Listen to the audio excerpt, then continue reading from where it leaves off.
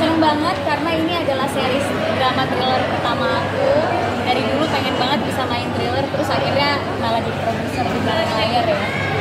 Prosesnya tuh soalnya seru banget dari mulai skripnya, gimana nanti masing-masing karakter mendapatkan malapetaka, terus gimana bikin tegangnya.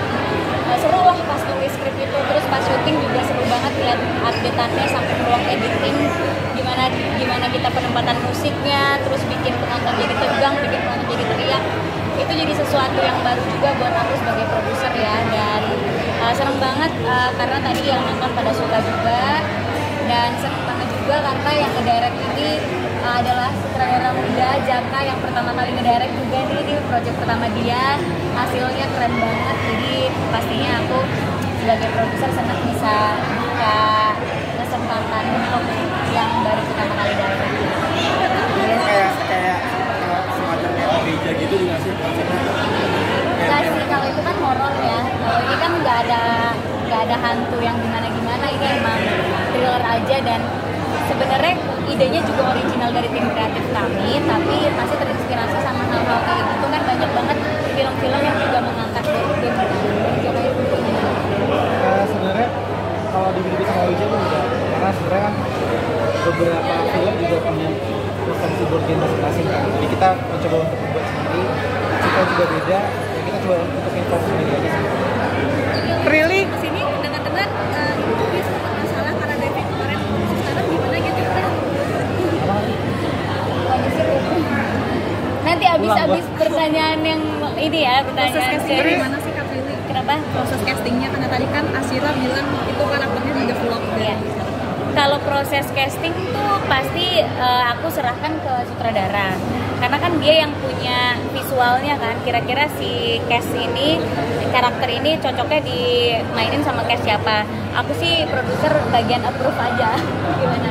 Jaga. Sebenarnya proses castingnya tuh cukup menyenangkan. Kayak ngobrol sama Umay Prilly juga tetap. Jadi gue ngasih beberapa deck dari karakter, terus beberapa list pemain yang ada di sini mereka beserta portofolio mereka tuh apa aja. Sebenarnya favorit itu aja sih, kita ngeliat dari film-film sebelum mereka ya. Really, tadi kan sebagai produser, apakah ada kayak guidance kamu harus kayak begini, atau mungkin ceritanya ngambil seperti kayak begini gitu, ada nggak masukan buat mereka? Kalau masukan pasti ada ya, karena kan proses pembuatan cerita dan penulisan skrip itu kita lakukan bersama-sama.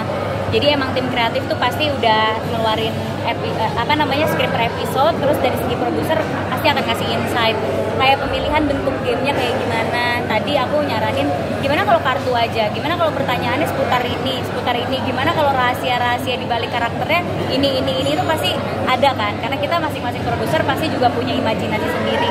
Tapi ya balik lagi ketemu di tengah, gimana si penulisnya mau bangun karakternya, terus production design-nya mau kayak gimana, game-nya mau kayak gimana, terus pas udah jadi hasil finalnya kayak yang sekarang, aku udah setuju juga sih. Tapi sebagai produser pasti ada masukan-masukan dan request biasanya. Tadi kan disebutin suka dengan truth or dare. Mainan apa sih yang akhirnya dimasukkan di dalam kayak pertanyaan-pertanyaan apa yang akhirnya dimasukkan di sebenarnya basicnya tuh kayak truth or dare. Kan truth or dare itu kan tujuannya untuk kita menguak rahasia-rahasia teman kita kan. Dan biasanya kalau di circle aku tuh pertanyaan-pertanyaannya yang benar-benar pribadi banget gitu. Nah dari situ kan, dari kita main truth or dare, kita bisa jadi tahu rahasia teman kita yang tadinya kita nggak tahu. Jadi terinspirasi dari situ gitu loh. Si bagaimana karakter itu menyembunyikan rahasianya dia. Dari episode 1-2 kan juga udah kelihatan kan ada beberapa rahasia yang kita tahu gitu. makanya dibikin kayak emosi tamak gitu-gitu ya Kak? Iya, makanya dibikin ada berbagai emosi. Itu juga idenya dari Jaka dan tim kreatif supaya ngelit ke pertanyaan dan ke malapetaka yang akan dialamin sama karakternya. Oke. Coba lihat. Ada cerita-cerita horor nggak sih? Kalau aku bukan cerita horor, aku dikupas aku karena aku paling nggak mau dare. Jadi kalau main truth or dare disuruh dare aku nggak mau karena jaim kan. Nah, karena biasanya kalau di pertemanan tuh dia marah-marah. Misalnya nelfon orang tua ngomong apa gitu, atau nelfon mantan gitu, atau disuruh keluar itu ngomong abang-bapak. Nah, aku paling nggak mau kayak gitu. Jadi ya udah pasti aku terus mulu milihnya. Nah, gara-gara terus ya udah jadi bongkar rahasia-rahasianya. Pengalaman apa mungkin ketika main truth or dare yang mungkin karakter ini kayak berkesan banget gitu? Nggak ada yang berkesan nih, main truth or dare selalu males, selalu parah.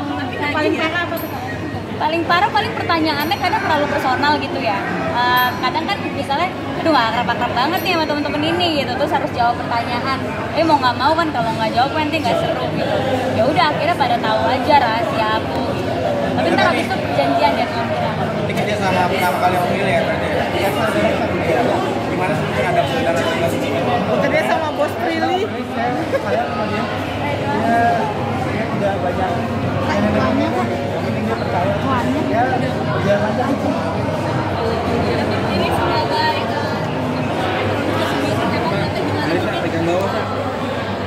push kamu lah atau kayak gimana maksudnya gini. Saya sebut produser. Enggak sih.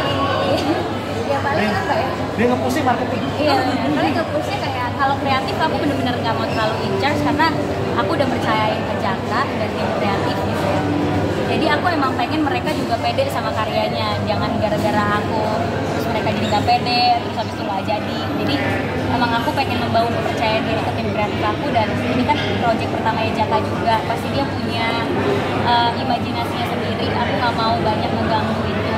Yang penting aku udah kasih kepercayaan, aku yakin dia bikin produk yang bagus, tinggal bagaimana kita menjualnya gitu kan. Jadi paling aku nge-push dia ke situ. Kan intervensi kan kayak gini Kalau itu pasti kita atur di proses editing ya. Di editing kita ada beberapa draft kan pasti. Nah, gimana kita menempatkan shot-shotnya, potongannya kan harus bikin greget tuh, jangan sampai kelamaan atau apa.